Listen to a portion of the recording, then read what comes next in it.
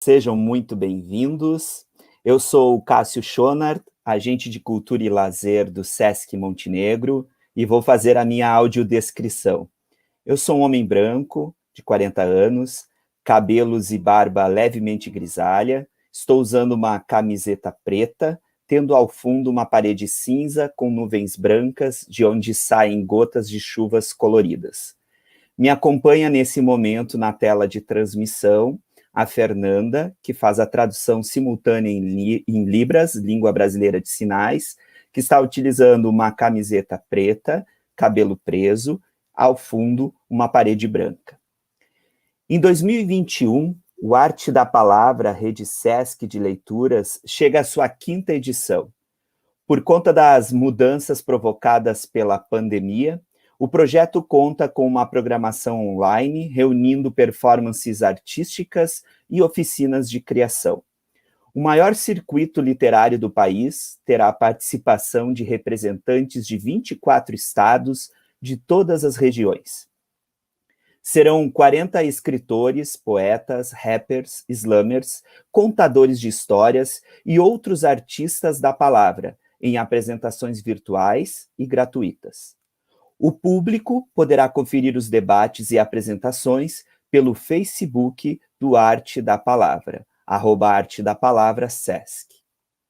E lembramos, para quem ainda não curtiu nossa página no Facebook, em especial você que nos assiste pelo YouTube do Sesc RS, não perca tempo, entra lá e não deixe de curtir. São 3 tipos de circuitos que você confere no Arte da Palavra: oficina, oralidade e debate. Hoje, vamos apreciar o debate entre Elder Eric, de Pernambuco, e Thaís Guimarães, de Minas Gerais, dentro da temática Poesia, Palavra e Imagem. Não posso deixar de pedir para você acessar nossa revista de literatura do Sesc, em sua edição online, a revista Palavra, e que você pode acessar pelo QR Code, que aparece no canto inferior direito da sua tela. Basta direcionar a câmera do seu celular para curtir nossas matérias especiais sobre literatura e educação. Convido agora, para se juntar a nós, o nosso mediador nessa noite, Carlos Leser, ele que é formado em Filosofia pela Universidade do Vale do Rio dos Sinos, foi membro do Grupo de Arte e Literatura Montenegrino Rua dos Cataventos e da AMES, Associação Montenegrina de Escritores. Realiza palestras e encontros sobre poesia com crianças e adolescentes nas escolas. Em 2012, foi patrono da 10ª Feira do Livro de Montenegro. Tem seus livros publicados: In Extremis, Parque Diversos, Esta Rua Não É Minha, e também participação em algumas antologias. Senhoras e senhores, recebam um carinho Carlos Fernando Leser, ou Carlos, como preferirem. Boa noite. Boa noite, Cássio. Boa noite a todos e todas, sejam bem-vindos. Sou Carlos Leser, sou escritor e vou começar a minha audiodescrição. Tenho 55 anos, tenho pele branca, tenho cabelo e barba grisalhos, estou de óculos e uso um blusão branco com um casaco preto. Estou em minha casa e, ao fundo, tenho livros de poesia em uma estante. Esse é o Arte da Palavra, colocando o público em contato com escritores e escritoras do nosso país. Hoje, especialmente, colocando em contato com a poesia desses meus queridos convidados, a poeta mineira Thaís Guimarães e o poeta pernambucano Elder Eric. Vamos conhecer um pouco mais da Thaís e do Elder. Thaís Guimarães, mineira, nascida no Ceará, é poeta e escritora. Tem as seguintes publicações: Jogo de Cintura, 10 Pretextos para uma Noite de Solidão, Jogo de Facas, 6 Poemas, Notas de Viagem, a poetisa, que ganhou o primeiro lugar na Off Flip 2019, e Uma Praça Chamada Liberdade, isto escrito em parceria com seu companheiro, o poeta Carlos Ávila. Ganhou um prêmio Jabuti com o infanto-juvenil Bom Dia, Ana Maria, mas sua obra-prima se chama Isadora, uma moça de cabelos cacheados e sorriso solar. Desde os anos 1980, atua também como coordenadora de oficinas de escrita para jovens e para professores. Paralelamente, trabalha no setor audiovisual, tendo sido coautora do roteiro do documentário Obra Falada, que mostra como as pessoas com deficiência visual constroem suas relações com as obras de arte contemporânea. Essa Thaís, agora vou lhes apresentar o Helder.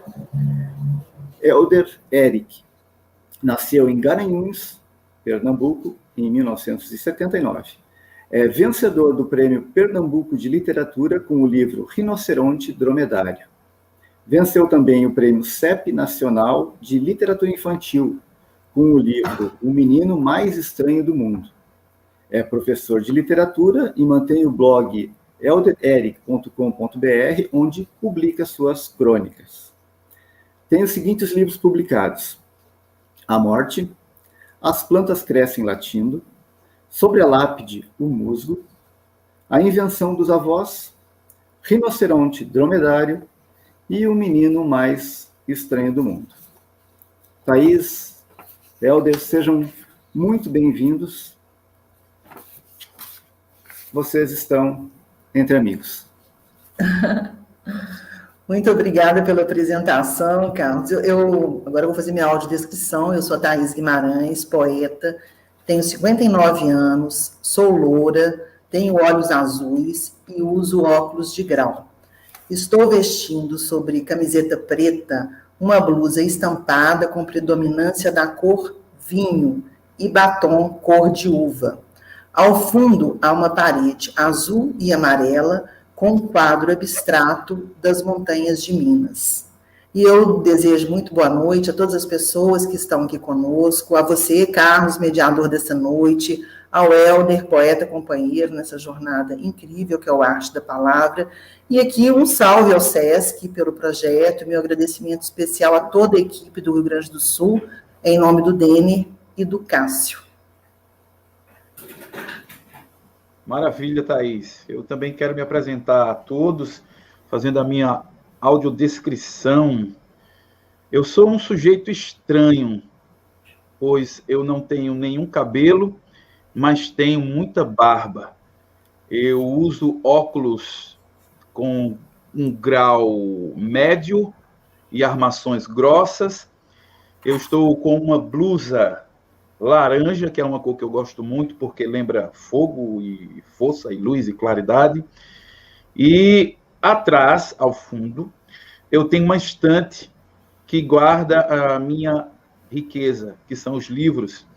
E também guarda, se vocês podem ver ali, uma máquina de escrever Litera 82 funcionando, que é uma obra-prima. Bem, feita a minha audiodescrição, videodescrição, eu quero sim também parabenizar ao SESC, sobretudo na pessoa do Cássio Schnatter, dar o meu boa noite a todos e não posso esquecer da minha querida Thaís Guimarães, de quem já estou desde o ano passado, né, nessa caminhada do SESC no Arte da Palavra. Thaís é uma grande poeta e uma dama, uma lady, uma mulher de uma grande finura. E quero agradecer também ao rapaz, ao poeta, que irá nos mediar, que é o Carlos Lezer. Então, meu agradecimento a todos vocês, boa noite, e vamos começar a nossa festa. Também quero dar o boa noite a Fernanda Romero, a intérprete de Libras. Boa noite, querida.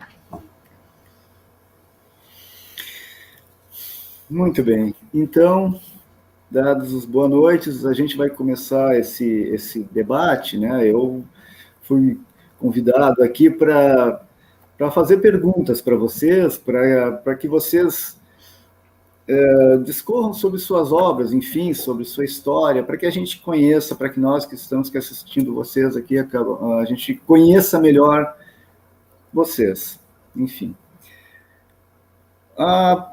Eu iniciaria com uma pergunta seguinte, Thaís e Helder. A leitura do mundo precede a leitura da palavra, disse certa vez o mestre educador Paulo Freire. A literatura, para vocês, surge também a partir dessa leitura do mundo? O que vocês acham?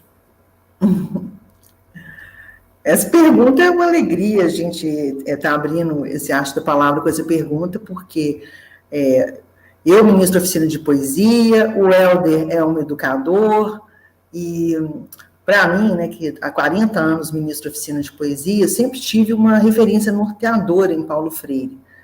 Por isso é uma alegria ter esse pernambucano como o Helder, né, na abertura dessa conversa. E quando ele fala que ler o mundo vem antes de ler a palavra, né, ele se refere ao código escrito, né, porque a palavra é justamente o que constitui o mundo. Uma coisa só existe quando ela pode ser nomeada. Então, eu acho que todas as pessoas, né, independentemente do letramento, podem acessar a leitura de suas realidades.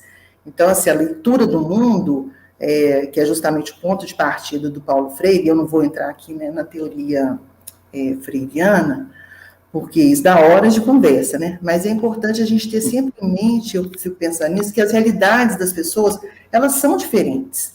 E o respeito à diferença, ela é a base de qualquer processo de troca, do ensino e da aprendizagem, né? Nós aprendemos o tempo todo com o outro, com a observação do mundo. E, assim, o que eu faço na minha escrita é, sobretudo, a leitura do meu entorno. Não que a poesia seja assim, extraída apenas do que está fora, né? Eu extraio a poesia do que está ao alcance da compreensão do meu olhar. Estou falando isso assim, em sentido amplo, porque a gente tem o olhar de dentro, né? Também. Então, quanto a esse olhar aparentemente para fora, eu até dou um exemplo de um livro que eu escrevi com o poeta Carlos Ávila, intitulado Uma Praça Chamada Liberdade, que você mencionou aí na apresentação, né?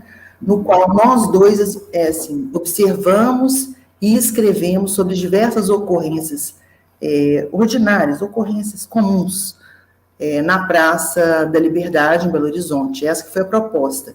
A gente recriou uma experiência do autor francês Georges Perec. Ele, nos anos 70, ele se postou por 3 dias em uma praça em Paris, descrevendo, assim, as coisas comuns. Então, assim, nos anos 70, o Perec já falava que as pessoas não olhavam. Hoje, o automatismo do olhar é mais evidente ainda. As pessoas não estão na rua olhando celular, né? Então, essa perda do olhar para o mundo, hoje ela existe. E, enfim, mais do que nunca, nós precisamos falar em leitura do mundo, em educação do olhar, para ver a realidade e ouvir o outro. Eu acho que esse é o caminho para a transformação e que a poesia contribui muito nesse processo, né?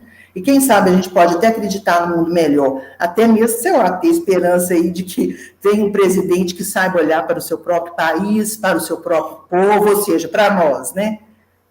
Então, eu penso assim que a leitura do mundo, ela precede realmente, e ela é a base para o escritor. Muito bom, bacana. Helder. Maravilha ouvir Thaís falando sobre Paulo Freire, e maravilha de pergunta, Carlos, porque como a Thaís já antecipou aí, eu sou pernambucano, Paulo Freire era pernambucano, e embora queiram desacreditar as ideias de Paulo Freire, elas estão aí, elas estão vivas, sim, elas sobreviverão, elas não irão ficar soterradas. Paulo Freire vive em mim, vive em nós que gostamos da arte, nós que educamos, nós que temos filhos e queremos o melhor para eles. Paulo Freire vive. E essa frase do Paulo Freire é uma frase que sempre me tocou muito, porque eu sempre fiz uma ligação com essas pessoas mais simples que não têm a leitura da palavra, mas que têm a leitura de mundo. Então, é uma frase que me toca profundamente. A leitura do mundo precede a leitura da palavra. Eu tiro por mim. Eu tenho dislexia, ok? Então, eu aprendi a ler muito tarde, aos 11, 12 anos. Para muitos era um retardo, uma demência, mas eu segui meu caminho, lendo as imagens, lendo o mundo. Mais tarde é que, sim, eu aprendi a soletrar as palavras, entrei na faculdade, sou professor, escrevo livros, tá entendendo? Mas a primeira leitura que tive foi, sobretudo, essa leitura de mundo. Tanto é que nos meus livros eu não coloco erudição. Não que não cabe. Mas é que o meu material poético, ele vem dessa leitura e da contemplação das coisas mais simples. A erudição, ela me forma. Os livros, esses que vocês estão vendo aqui atrás, esses livros são os meus pais, sabe? Esses livros me educaram. Mas na hora de escrever, eu gosto de ver as coisas do mundo e escrever sobre elas. Um grande exemplo, para vocês que nos estão assistindo, é a minha avó, Dona Leusa, já falecida há algumas décadas. Mas a minha avó, ela era analfabeta. A minha avó não tinha a leitura da palavra. No entanto, eu nunca conheci uma pessoa tão sábia, tanta sabedoria, porque ela conhecia quando um tecido era bom ou ruim. Se aquele tecido, na primeira lavada ou lavagem, se ele iria desbotar, se iria encolher, se iria esticar, tudo isso veio da observação dela, a observação de mundo, né? Então, a minha avó tinha essa percepção. Ela sabia exatamente quando ia chover, mesmo sem nenhuma previsão meteorológica, porque o joelho dela doía. Isso é a sabedoria popular, isso é o cotidiano. Isso entra, assim, na poesia. E para encerrar essa minha primeira resposta, que já que eu falei da minha avó, quero falar do meu avô também. O seu Otacílio, o meu avô, ele trabalhou no SESC, ele se aposentou aqui no SESC Garanhuns, também era analfabeto, mas ele trabalhava fazendo os serviços gerais, a limpeza, e o local que ele mais gostava de limpar e estar era a biblioteca do SESC. E ele tomava conta daqueles livros como se tomava conta de um filho, embora não soubesse ler, mas sabia da importância dos livros. Então, eu tenho na minha formação os meus avós analfabetos, mas que sabiam ler o mundo, e tenho na minha própria experiência esse retardo na leitura, a leitura que veio tarde pela dislexia. No entanto, eu já estava lendo o mundo. Você me fez lembrar agora de uma frase do Chico César, uma música do Chico César, onde ele diz assim: a cigana analfabeta lendo a mão de Paulo Freire. Metáfora bonita, né? A cigana analfabeta lendo a mão de Paulo Freire. Lindo, muito bonito. Lindo demais. Maravilha, maravilha. Chico César é tudo de bom. Mas legal, experiência de vida, né? Na verdade, vocês trazem dessa leitura de mundo, né? Dessa leitura de mundo.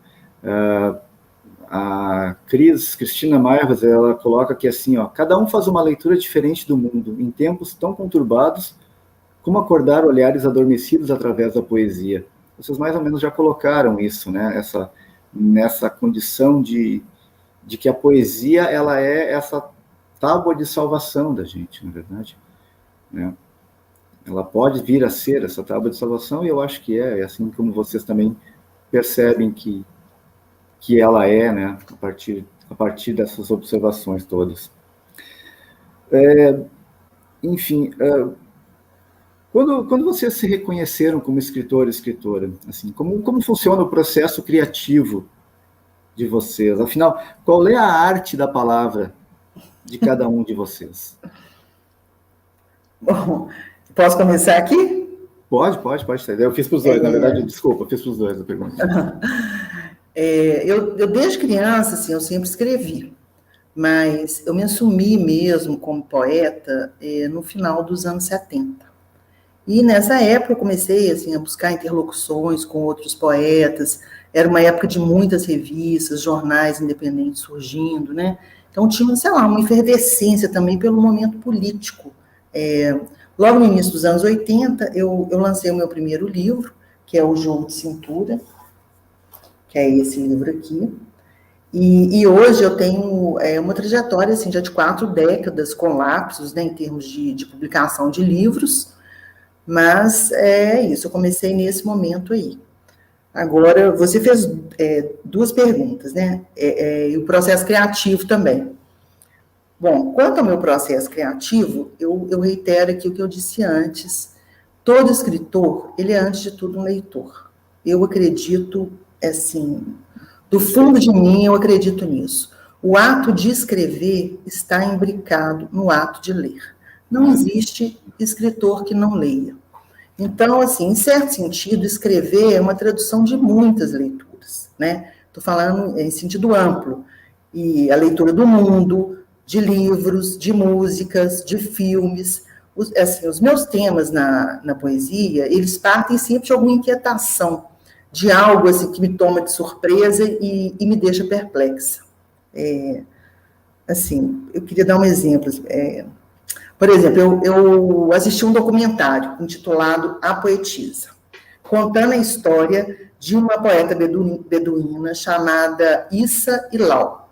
Ela é uma ativista da Arábia Saudita, mas imagina qual é a situação da mulher na Arábia Saudita, né? Ela nunca tirou burca na vida, e ela se apresentou num concurso em Abu Dhabi, chamado Poeta do Milhão, acreditem se quiser, mas em Abu Dhabi tem um reality show chamado Poeta do Milhão, e o melhor poeta que fala o seu texto ganha $1 milhão. Ela conseguiu se apresentar vestida com a sua burca e desafiou com seus poemas o terrorismo e as ideologias fanáticas do Islã. Então, assim, quando eu assisti esse documentário, isso me tocou demais. A história dessa mulher, de tanto enfrentamento, a coragem dela, ficou ecoando em mim, até que se transformou num poema. Ou seja, eu parti de uma história real, né, dessa observação minha, dessa interação com que eu tive com esse filme, para escrever um poema, né? Ficou aquela coisa ali, dentro de mim, se remexendo, né? Então, eu acho assim, que a realidade, ela nos dá matéria o tempo todo. Eu, por exemplo, não consigo ficar indiferente às coisas. Quando a Marielle Franco foi assassinada, eu até já contei essa história e tal, eu sabia que seria um crime sem respostas, como até hoje continua sem respostas, né? Aquilo me indignou, assim, profundamente, e me movimentou para uma articulação poética. Eu escrevi um poema a 4 mãos com a poeta Adriane Garcia, uma poeta incrível daqui de BH, e nós 2 juntas organizamos uma homenagem para Marielle, convidando outras 10 poetas, cada uma escreveu um poema para Marielle, né? Então, assim, eu acho que é por aí. Assim, agora, quanto à minha forma de escrever, né, forma mesmo, normalmente eu trabalho, assim, fazendo anotações, sabe? Para não perder as ideias, os sons das palavras, às vezes surge um som, assim, sons encadeados, então eu trabalho, anoto para não perder isso, eu fico guardando essas anotações, eu chamo isso, tipo assim, um estoque de provisões poéticas, bem na lição do Mayakovsky, né? Então, às vezes, desse material me surge um verso, a semente de um poema, né? Sim. Então, assim, eu começo a escrever um poema bem antes dele se materializar como forma no papel, porque o poema é uma das materialidades da poesia, né? Então, para mim, assim, nessa busca da minha forma de dizer ou de escrever, né, é que começa a empreitada de execução do poema. E lapidar um poema, como a própria palavra diz, né, é burilar. Isso pode ser cortar, desbastar, mas também pode ser acrescentar. Então, lapidar um poema é sempre, que eu acho, assim, sempre um desafio, que eu, pelo menos, me coloco, assim, no sentido de buscar a minha linguagem. Claro que não é uma linguagem que é fixa, né? Então, e por isso mesmo, eu acho que o desafio de todo escritor é esse, encontrar a sua linguagem. E a nossa matéria-prima, o que é? A palavra. Então, esse é o pulo do gato, é a arte da palavra. A arte da palavra, exatamente. Maravilha, maravilha, maravilha. Helder. Maravilha, gostei muito. Eu queria saudar também a Luziane, a intérprete. Boa noite, minha querida. Seja bem-vinda. Tem muita gente no chat, agradecer a presença de vocês, tem muita gente comentando. Temos aqui a presença de um escritor aqui de Garanhuns, a Noite de Escritores, Manuel Roberto Assunção, escritor, e vem tendo seus livros traduzidos para o italiano. Muito bem. Mas vamos lá, vamos à pergunta, né? Como funciona o meu processo criativo, que é a arte da palavra. Pois é, eu funciono, muita gente estranha, mas eu sou um sujeito estranho mesmo. Eu funciono assim, eu acordo cedo, muito cedo, desde sempre, desde que me entendo por gente.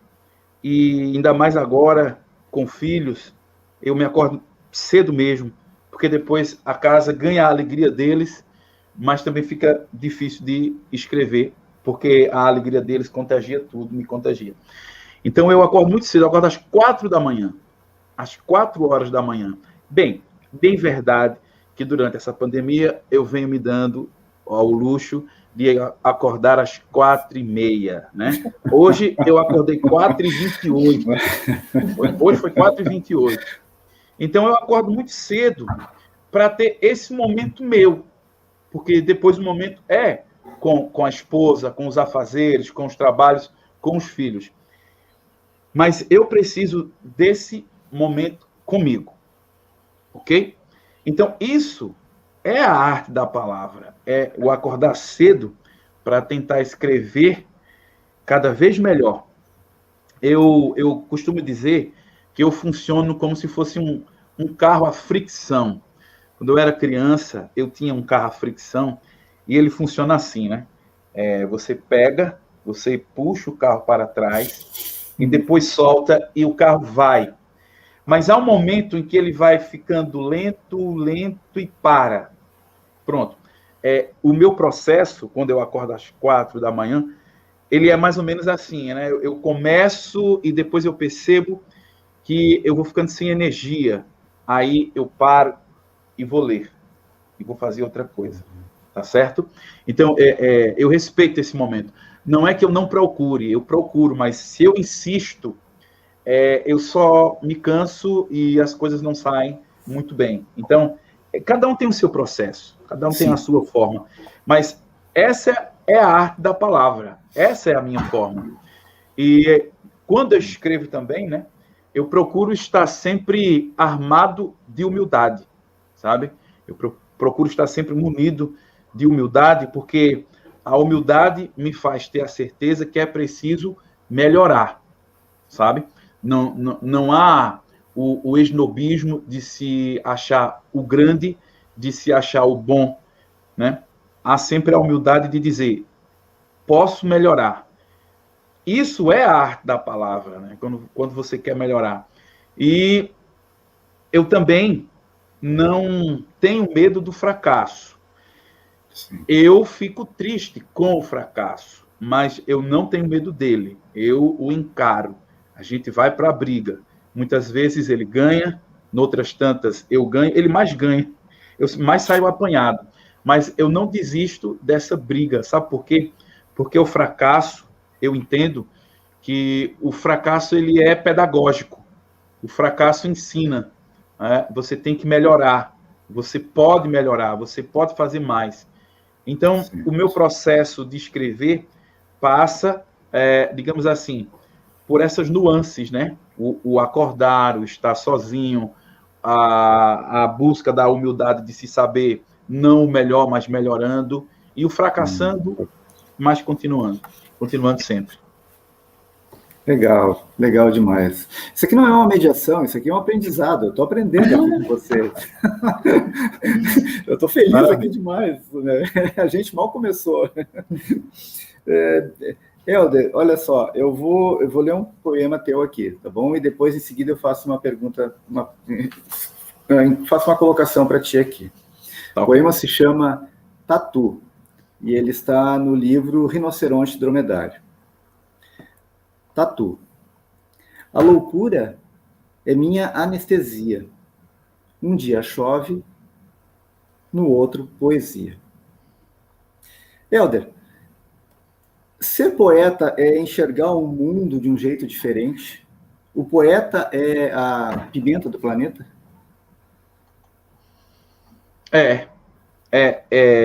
Eu acho que o poeta, pegando essa última parte, o poeta ele é a pimenta, ele é o açúcar, ele é o sal.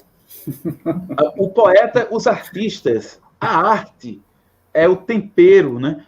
Experimente comer qualquer prato sem tempero, né? É triste. O Ferreira Goulart dizia isso, né? Só a vida não basta. A gente quer algo mais. Para falar em tempero, né? Em condimentos, um dia desses aí, eu resolvi fazer macaxeira. Macaxeira. Eu adoro macaxeira. E aí eu fiz a macaxeira, comprei a macaxeira e descasquei a macaxeira e coloquei no fogo.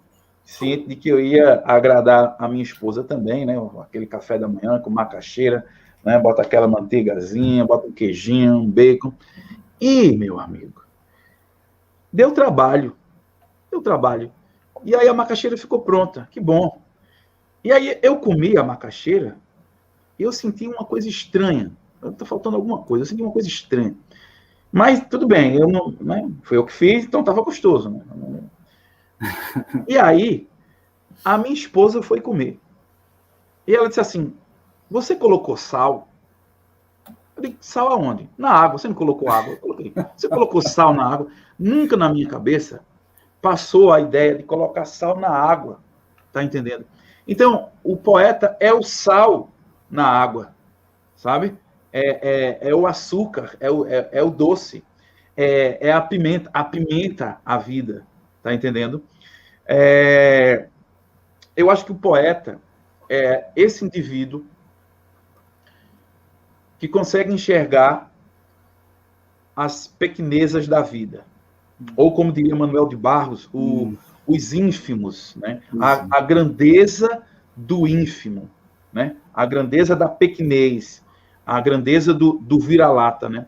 Então, o poeta ele tem essa capacidade de estar sempre ali, enxergando o que para muitas pessoas passa despercebido, ou vira lugar comum, ou vira paisagem.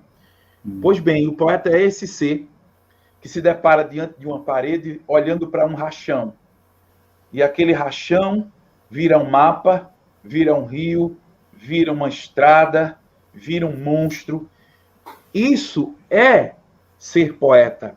Mesmo que ele não coloque no papel, a poesia, ela está ali, ela esteve acontecendo, né? Então, o poeta é essa criatura que está sempre tentando enxergar o inédito do cotidiano.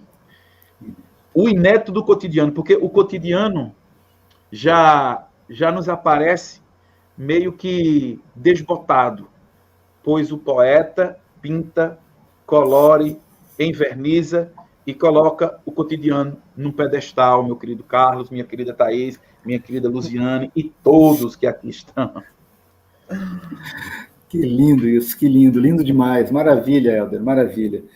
Maravilha. Mas, Thaís, eu vou ler um poema teu também agora. Então, vou também ler um poema teu e fazer também uma colocação para ti também. O nome do poema é Santiago, 1984, da plaquete Notas de Viagem. Noite de calmaria, a praça vigia nosso amor de artilharia.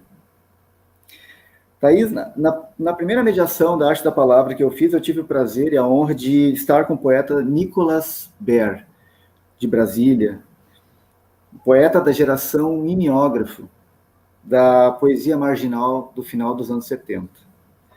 Tu és herdeira dessa geração. Conta para nós o quanto foi importante e ainda impacta na tua poesia ter vivenciado aquele momento artístico da nossa literatura brasileira. Nossa, agora vai me levar a fazer uma viagem no tempo aqui, contar um pouco de história, né?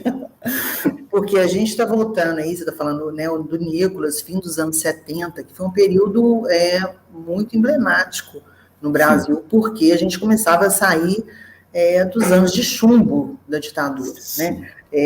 A lei da anistia mesmo, ela foi promulgada em 79, quando marca o retorno dos exilados para o país, né? O Gabeira, por exemplo, ele volta no final de 79. Então, naquela época, era uma época que tinha, assim, ainda tinha muito medo, né? Mas tinha também uma efervescência criativa, assim, com todo o vigor de uma geração que estava recebendo, claro, os requisitos da contracultura. Nessa época, eu tinha, assim, 17 para 18 anos, que foi justamente o momento em que eu me assumo, né, como poeta e tal, e, claro, eu recebi, sim, a influência do movimento da poesia marginal, ou geração mimeógrafo, né, que surgiu nessa década de 70, e que, inclusive, como, assim, figura símbolo, eu posso falar do Paulo Leminski, né? O Leminski, ele foi o grande nome, assim, dessa geração da poesia marginal, né? E ele dizia assim, marginal é quem escreve à margem, né? Exatamente, por isso. Marginal é quem escreve à margem. E à margem do quê? Né? Exatamente. Do sistema, das editoras, enfim, né? Então, era também um movimento das minorias, dos que não tinham chances no mercado editorial. Os poetas produziam seus livros, né, e os vendiam diretamente para o leitor, de mão em mão. Bares, restaurantes, porte-teatro, eu vendi muito, muito livro, né? Esse esquema, inclusive, ficou conhecido como mano a mano. Eu posso dizer assim, que aqui em Belo Horizonte, eu sou uma das poucas mulheres que integrou esse movimento. Eu não posso falar do Brasil, porque eu não conheço ainda, pelo menos até hoje, uma pesquisa que estude a participação feminina nesse movimento Banamano, de mulheres mesmo que saíam na rua vendendo seus livros naquela época, né? O Jogo de Cintura, eu vendi quase 2.000 livros assim, de mão em mão. E claro que o meu primeiro livro, O Jogo de Cintura, ele carrega as marcas, né, do tempo da produção poética daquela época. Mais especificamente, assim, eu não posso dizer da questão da oralidade, porque mais nas temáticas, assim, do cotidiano, sabe? No erotismo, no viés da ironia, o Jogo de Cintura tem muito isso, né? Agora, você mencionou aí o Nicolas, né? O Nicolas é um querido e é um dos mais prolíficos escritores que surgiu nessa época da geração mimeógrafo, produz muito, inclusive, né? E até hoje. O primeiro livro dele eu guardo como uma preciosidade, que é o Iogurte com Farinha, que é do final dos anos 70, né? Então, é isso. Agora, dizer que isso se manteve na minha poesia de hoje, no que eu produzo hoje, eu acho que não. Acho que naquela época já dá para perceber assim, a marca de uma poesia que eu faço hoje, né, que é uma poesia mais concisa, versos mais curtos, os cortes já estavam presentes, sim, lá atrás, né? Mas, em termos de temática, ou mesmo do tom, eu acho que isso não predominou, não seguiu, né? Perfeito, legal. Dentro da temática do nosso debate aqui, do nosso encontro, essa próxima questão, ela se enquadra nisso aí. Uma imagem vale mais do que 1000 palavras. Vocês praticamente já responderam essa questão no que vocês já falaram antes. Quando para vocês a imagem revela um poema?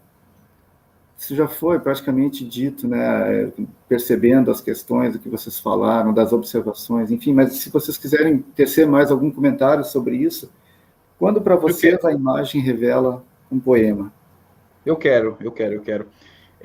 Mas eu quero, meu querido Carlos Leser, registrar aqui, ó, o comentário da Cláudia Mello, dizendo assim, ó, Leser foi padrinho de um projeto aqui em Montenegro, Rio Grande do Sul, onde crianças do primeiro ano fundamental distribuíam poema nas ruas para transeuntes. Que projeto bonito, meu querido. Que projeto lindo, sensível. Você é uma criatura de luz, meu. Tá certo. Eu faço poesia, sei lá, é isso.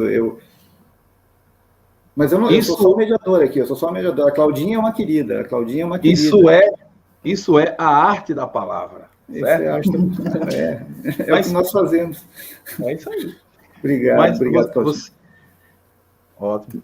E você perguntava a imagem, o poder da imagem, a força da imagem. Gente, eu só aprendi, ou eu só aprendo, através da imagem, sabe? Por essa dislexia, as palavras me chegaram muito tarde. Mais tarde eu vou escrever um livro, O Menino Mais Estranho do Mundo, e o menino se descobre poeta. Mas antes dele ser poeta, já fica evidente que ele tem dislexia, sabe? Ele não aprende, ou as palavras ficam caminhando, ficam embolando, vão para lá e vão para cá. Então, ele não aprende até a leitura, tá entendendo? Então, assim, as coisas que me chegaram, as coisas que eu só as sei porque ou elas foram imagens, e as imagens me tocaram e viraram poesia, ou elas foram conceitos que eu transformei em imagem, sabe? Só o conceito, só as letras não me entra na cabeça. Eu preciso criar um filmezinho, uma animaçãozinha para ir compreendendo, para ir entendendo tudo isso, sabe? E a minha poesia, ela vem disso, né? Se você pegar e ler com atenção, você vai perceber que é como se eu fosse um pintor, sabe? Assim. Aliás, eu até um tempo atrás, antes da faculdade, eu queria muito ser pintor, mas enfim, isso é uma outra história. Mas eu acho que com a poesia, nessa criação de imagens, eu meio que consigo fazer a pintura, né? Thaís nos lembrou um dia desse de um poema que eu gosto muito, que está nesse livro aqui, Rinoceronte Dromedário. Sim, e a poesia que a Thaís lembrou diz assim: o pai disse que aquele rastro cortando o céu era de um jato supersônico. O filho desconfiou. Achava mesmo que era rastro de lesma. Pois bem, veja que nesse poema nós temos, Thaís gosta, foi em homenagem a você, viu, Thaís? Nós temos aí os dois mundos, o mundo do adulto letrado, que sabe o que é um jato supersônico e a potência e a força que ele tem, mas nós temos a criança que ainda não tem a leitura do que é e da potência de um jato supersônico. No entanto, a criança, ela olha para o chão e ela vê a lesma e o rastro da lesma. E aí a criança, no seu modo de entender as coisas, ela diz, não, aquilo não é um rastro de um raio, de um jato supersônico, aquela fumacinha. Aquilo é o rastro da lesma. Aquele glitterzinho brilhoso que a lesma deixa no muro, no chão, na porta. Então, assim, essa criança, ela é muito do Helder, sabe? De compreender através da imagem. Então, essa imagem transposta de uma criatura lenta, como é a lesma, de uma criatura lenta e da terra, que se arrasta, transposta para o céu, para um jato supersônico, um é jato, o outro é lesma, tá entendendo? Então, isso é da criança, isso é da imagem. Sim. E a minha obra, acredito eu, ela vem dessa associação de imagens, meu querido Carlos. Lindo, lindo demais, lindo demais. Thaís.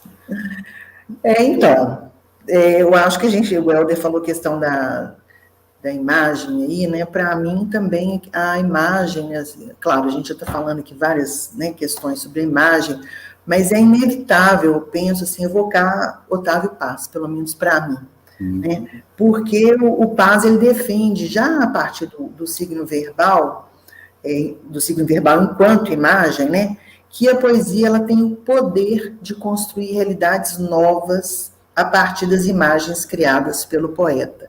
Aliás, o Helder deu esse exemplo aí muito, né? Ele que eu acho muito pertinente e, nossa, e relevante, assim, dentro dessa pergunta.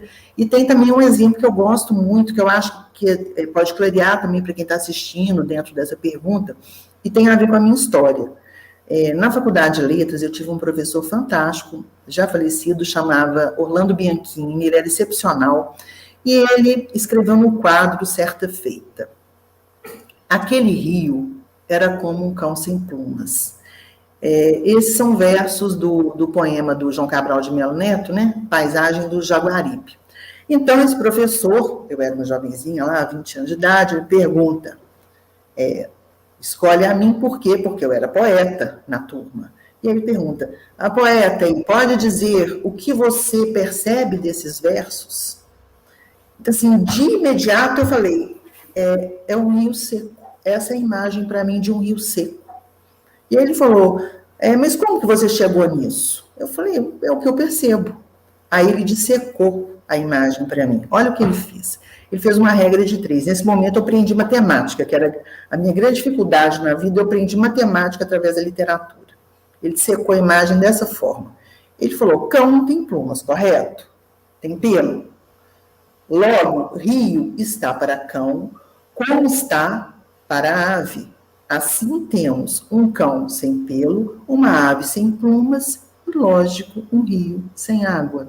Ele montou isso numa estrutura de regra de 3. Então, olha como a imagem foi construída pelo poeta. Olha que coisa maravilhosa. Aquele rio era como um cão sem plumas. Parece assim, quando a gente lê o verso, provoca um estranhamento. Mas a imagem, ela consegue, né, ser passada e você percebe aquilo claramente. E mesmo quando, assim, às vezes o poeta, o Helder leu um poema dele, eu até peguei o meu livro aqui, O Jogo de Cintura, e já escolhi um poema aqui, porque tem um poema que eu falo disso, assim, mais ou menos, porque mesmo quando faltam imagens ao poeta, isso já pode ser uma imagem. Muitas vezes a gente não olha para as nuvens assim, vê formas, tipo ovelha, elefante, rosto de pessoa, né? No meu livro, nesse Jogo de Cintura aqui, eu tenho um poema que eu brinco com o abandono da imagem. Ele é um poema curtinho. Vou ler aqui, até marquei ele aqui agora. Não encontrei aveia, o ar está parado e as nuvens não são asteroides, monstros marinhos, nem fogos de artifício. São apenas nuvens. É aquele momento que a nuvem é nuvem, que você não consegue ver mais nada nela, mas a partir disso eu criei, né, a imagem da falta de imagem. Perfeito, perfeito. Legal, perfeito, legal demais. Eu vou fazer mais uma última pergunta aqui, e discorrendo sobre um assunto também que é muito querido a vocês dois. Eu assisti semana passada no YouTube o canal Intervenção Cultural. Eu recomendo esse canal para todos, canal Intervenção Cultural, que é o programa apresentado pelo Helder Eric. É um programa excelente, um programa de debate, assim, de literatura, muito, muito, muito bacana. E eu assisti o programa de número 60, que tinha a Thaís como convidada, o escritor Tadeu Sarmento e a ilustradora Silvana Menezes. Foi um lindo programa sobre como nasce um livro infantil. E eu gostaria que vocês dissessem aqui para nós o que significa para vocês criar para o público infantil. Ok, então, vamos lá. Vamos lá, criar para o público infantil.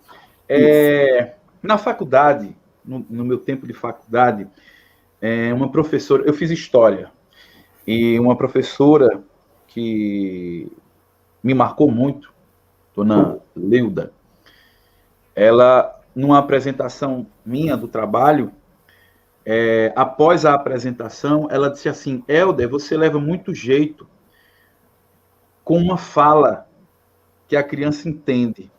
Você deveria escrever para a criança. E eu confesso que no momento eu não entendi, assim, sabe? Eu tinha estudado, apresentei um trabalho, e eu achava que eu fiquei confuso, né? E mais tarde disseram assim, olha, ela te fez um elogio, cara. sabe? E aquilo ficou na minha cabeça, assim, né? Uma fala que é acessível às crianças. E ali eu comecei, naquela noite mesmo, eu comecei a escrever um livro que não foi para frente, teve até 60 páginas, depois eu desisti. Por que eu desisti? Porque eu queria escrever um livro para criança, mas para criança de todas as idades. Ou seja, eu queria escrever um livro para a infância, para quem está na infância, a criança, e para quem passou pela infância, nós. Só que o livro, ele estava contemplando apenas o nós adultos e não a criança, sabe? A leitura não estava uma leitura acessível à criança. Uma criança que ainda não tinha passado pelo segundo grau, pela faculdade. Então, estava um livro todo cheio de defeitos. Eu parei na hora. Não, parei. Quando eu me dei conta disso, né? E aí comecei de novo a escrever outros, e eu percebi o seguinte. Eu percebi como é difícil escrever para criança, porque o adulto, ele aguenta tudo, sabe? Qualquer baboseira que você colocar, é um experimentalismo, sabe? A criança, não. A criança, não. Tem muitos poetas que escrevem um tipo de literatura hoje que eu acho que presta um desserviço à literatura, sabe? Assim, afasta mais o leitor do que aproxima. E se diz original quando na verdade, ele faz algumas firulas e não transmite nada, sabe? Não é que ele tenha que transmitir de forma didática, mas o próprio João Cabral, ele dizia assim, a poesia, ela tem que dizer algo, tá entendendo? É claro que tem seus poetas com toda a sua poética, mas a poesia, ela tem que dizer algo. Muita firula esconde que o poeta está se perdendo ali. Então eu percebi isso, que o adulto, ele aguentava qualquer coisa e eu só precisava dizer que era uma experiência, um experimento. Mas a criança não. E aí eu percebi, é muito difícil escrever para a criança porque ela é extremamente sincera, certo? Depois, Carlos, muito sincera, depois eu vim perceber outra coisa. Eu vim perceber que o livro para criança é esse primeiro contato do leitor com as palavras. E isso tem que ser mágico. Tem que ser mágico. Então, a criança não quer bobagens. As crianças não são bobas. As crianças entendem as metáforas, as analogias. Claro e evidente que você não vai utilizar uma linguagem acadêmica, mas as crianças são muito sábias. As crianças entendem isso. E depois eu fui entender que o livro infantil, sobretudo com essa coisa da ilustração, o livro com a ilustração, ele acaba sendo uma galeria de artes. A primeira galeria de artes, uma galeria de artes portátil, sabe? É manual, que ele pode guardar nas prateleiras. Porque você tem a palavra, você tem as ilustrações, você tem as cores, você tem a textura, você tem o conceito, a arte. Então, o primeiro contato da criança com a arte é com o livro, né? O livro infantil, a galeria de arte. E Paul Celan, um poeta desses que eu gosto muito, o Paul Celan disse certa vez que a criança é a poesia em estado bruto. Sabe? A poesia em estado bruto. E eu costumo dizer que a criança é a evolução da humanidade. Né? Quem dera que os seres humanos, adultos, conseguissem ter a sabedoria de uma criança, sabe? Uma criança briga com a outra, morde a outra, chora e fica com raiva. Os pais vão tomar satisfação, saem na porrada. Enquanto os pais estão saindo na porrada, as crianças, a que mordeu e a que foi mordida, já fizeram as pazes, já estão brincando. A criança é a evolução da humanidade, meu querido Carlos. É verdade. Concordo plenamente contigo. Concordo. Muito legal mesmo. E Thaís?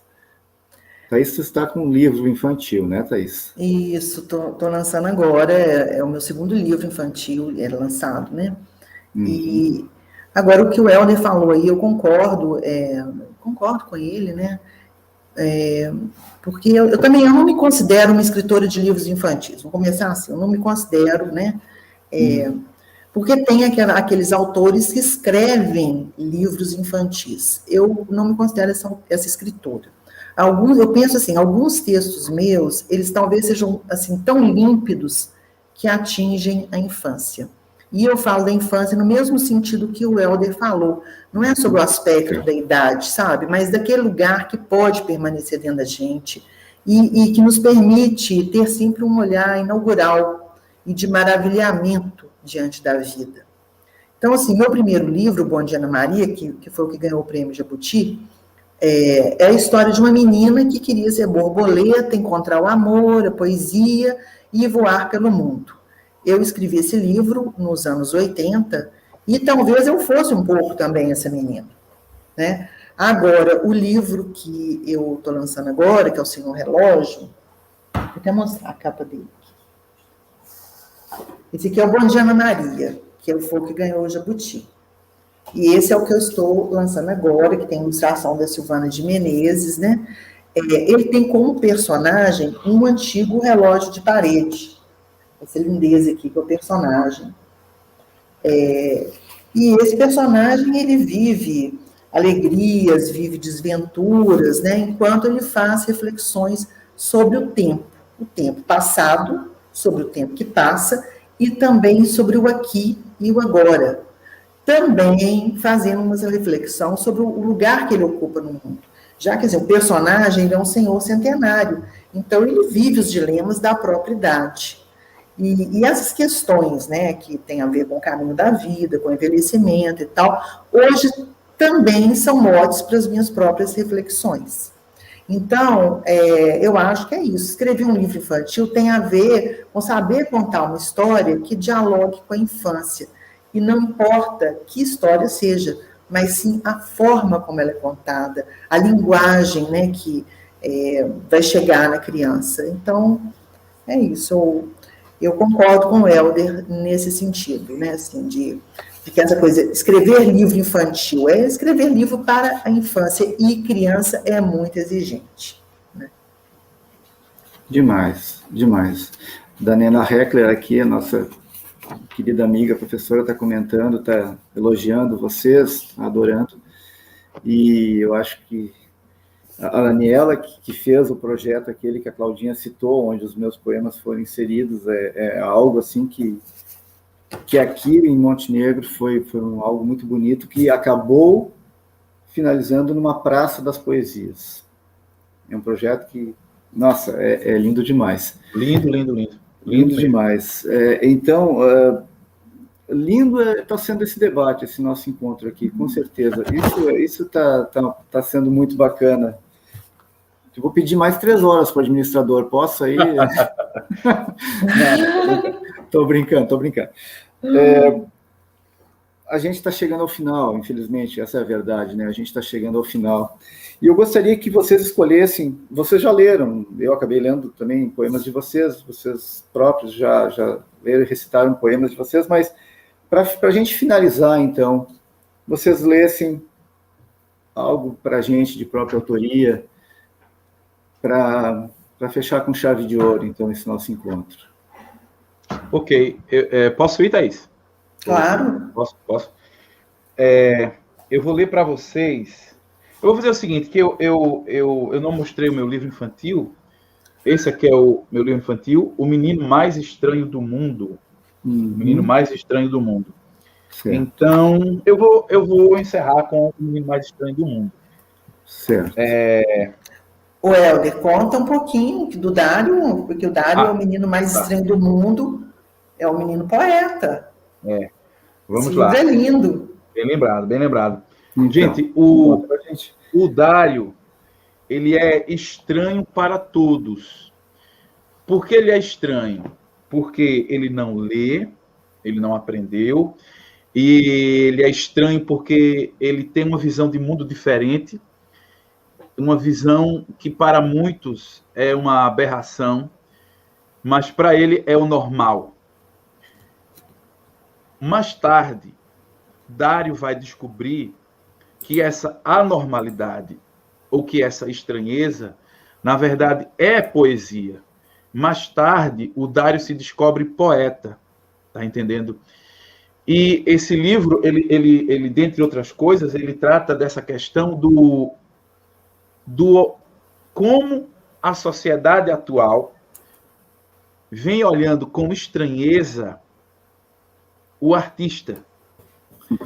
Em alguns casos, muitos estão combatendo os artistas, estão fazendo uma perseguição, tá entendendo? Sim. E então aqui a gente coloca no universo da criança, mas a gente pode fazer essa leitura, nós adultos, de que os artistas, eles são perseguidos, eles são os estranhões, né? Vivem no mundo da lua e tal. Então o Dário, mais tarde, acaba se descobrindo um poeta. Como por exemplo, vejam o estranho, né? Diz assim: Dário domesticava um sapo para latir, dar a pata, comericar moscas, drones e urubus. Até avião, se Dário dissesse que era inseto, o sapo engolia.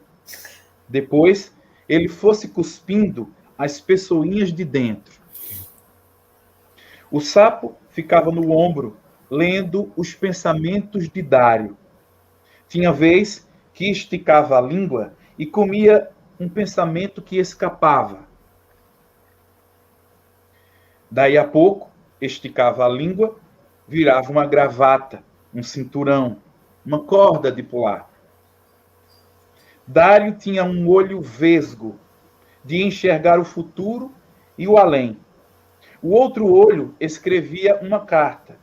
As letras mexiam, espreguiçando.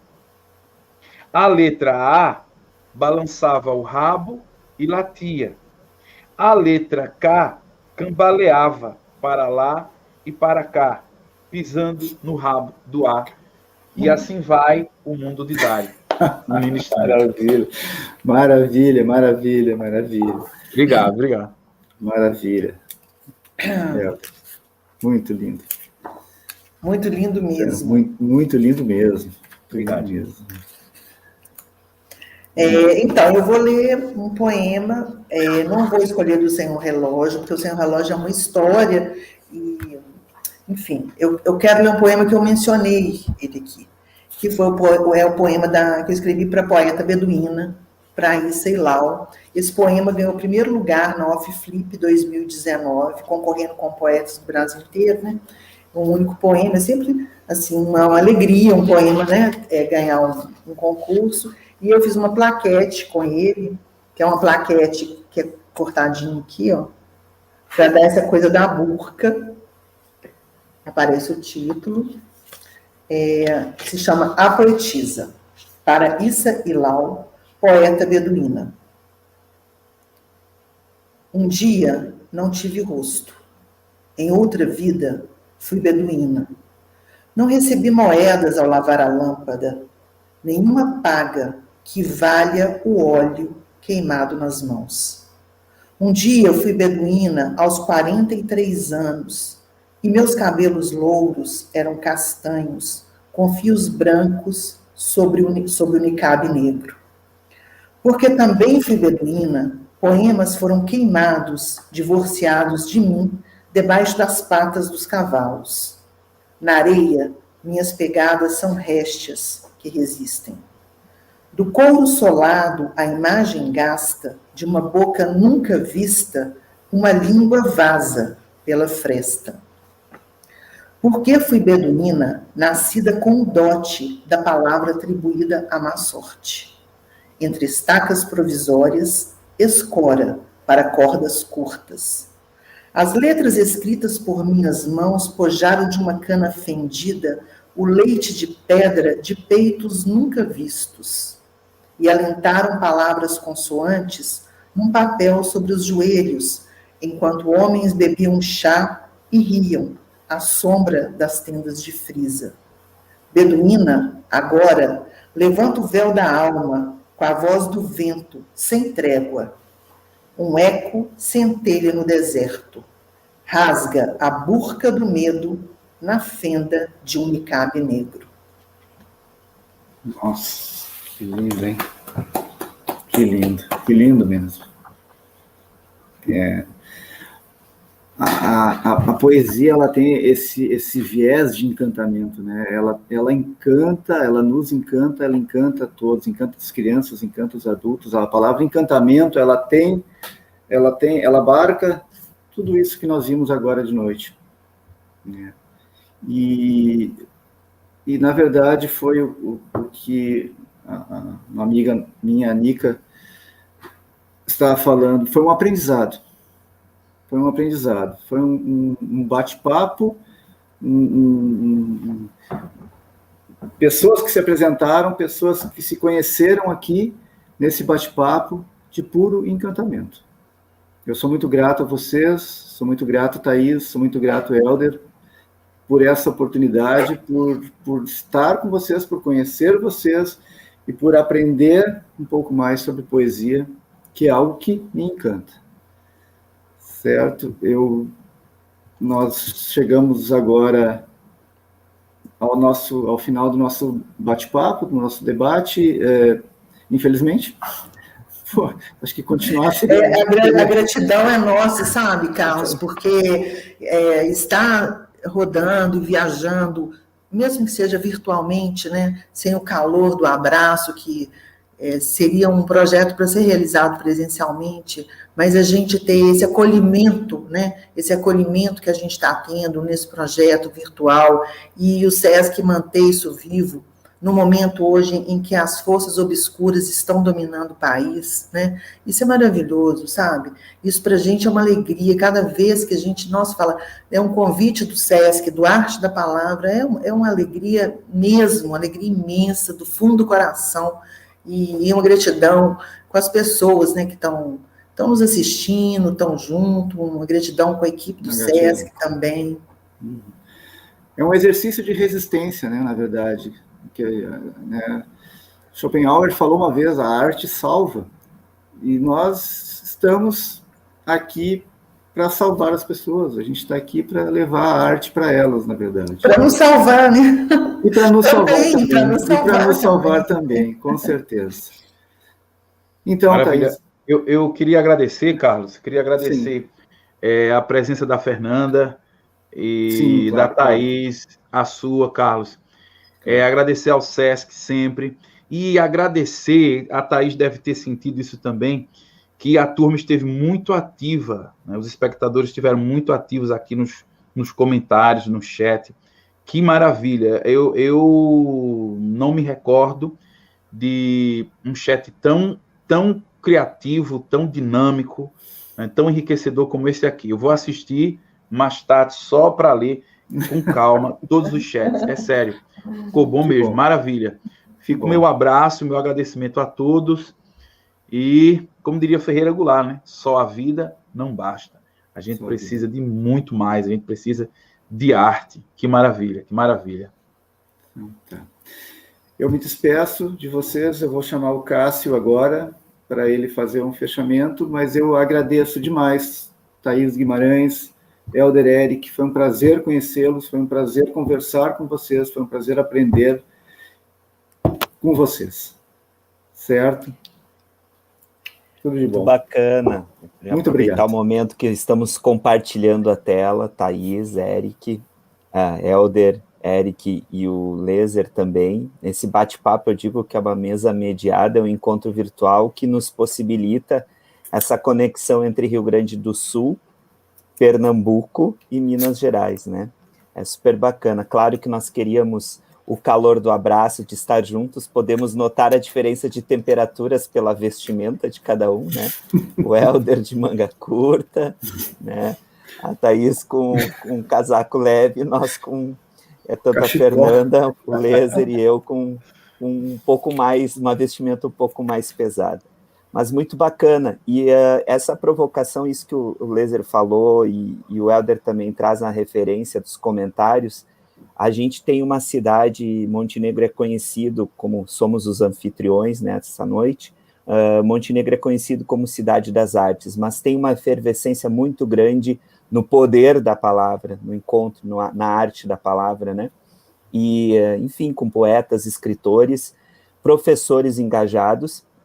E aqui eu quero estender o agradecimento da presença da Prof. Nica, que eu vi nos comentários, que é a diretora da Biblioteca Municipal, a Siglia, que é a nossa secretária municipal de educação, vários professores, a Daniela, a Cris, a Claudinha, que é uma ativista incentivadora da literatura na Feira do Livro, nos encontros, no clube de leitura. Então, realmente, se a nossa roda de conversa nessa noite pode ser pequena em quantidade, ela excede em qualidade, porque é um público muito seleto mesmo, de pessoas apreciadoras e que gostam de uma boa conversa e de conteúdo. Então, o meu agradecimento por esse encontro ao Lézer, a ti, Helder, e a Thaís também. Muito obrigado por esse momento, tá? É muito bacana que a gente possa ter e que, quem sabe, futuramente estarmos juntos presencialmente, né? E aí sim poder fazer uma grande festividade que a literatura, a arte como um todo merece, não só em Montenegro, no estado, mas no país todo. A gente precisa ganhar força, voz e vez sempre, né? Deixa eu aproveitar e fazer aqui o meu encerramento, mas agradecer a vocês. Quero agradecer, então, em especial a Thaís, ao Helder e ao Lézer, muito obrigado. As falas são ótimas contribuições e digo mais, né? Fugindo um pouquinho do protocolo, elas são grandes pontos de provocações ou pelo menos de reflexões, né? Obrigado a Luziane e a Fernanda pela tradução simultânea em Libras. É importante salientar esse processo de inclusão que a gente tem na preocupação, tanto na audiodescrição, mas também na tradução simultânea nos trabalhos do SESC. E para quem desejar continuar escutando sobre o arte da palavra, navegar no universo da literatura, nós temos os nossos podcasts, né? Você pode acessar pelo QR Code que aparece no canto inferior direito da tela. Basta direcionar a câmera do seu celular para curtir. E se prepare que até o final de agosto terão muitos outros podcasts para você apreciar. Agradecer também a equipe toda do apoio, do backstage, da retaguarda, pessoal do núcleo de marketing, responsável pela transmissão, ao Denner, a Natália, a Carla, da área de eventos. Agradecimento especial à Aline Medeiros, que é a nossa coordenadora técnica da área da literatura na gerência de educação, assistência e cultura do SESC-RS. Aos meus colegas do SESC Montenegro, uma boa noite a todos. Até a próxima terça. Tchau e obrigado.